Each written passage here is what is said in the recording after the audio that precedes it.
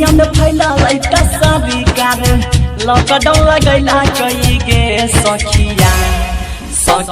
के पहिले सोमारी जखिया जल धारे आब कैसे हम जइबै गे सखिया के पहिले सोमारी जखिया जल धारे आब कैसे हम जइबै गे सखिया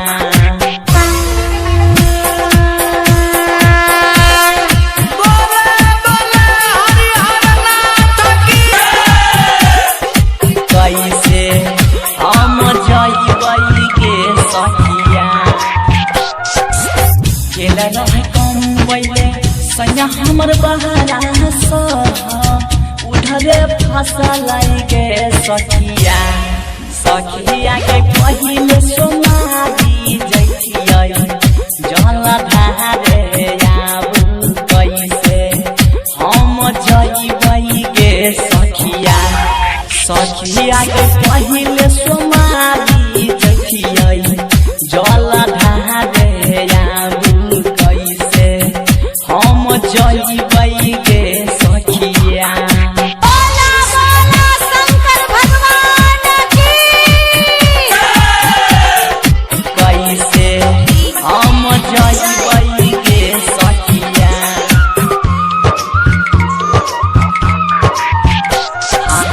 ससुरा मेरा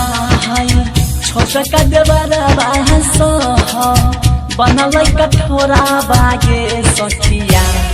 सखिया के पर मुदियारियन होइ छै नै यार अब कैसे हम जइबै गे सखिया के पहिले सोमारी जखिया जल धारे आब कैसे हम जइबै गे सखिया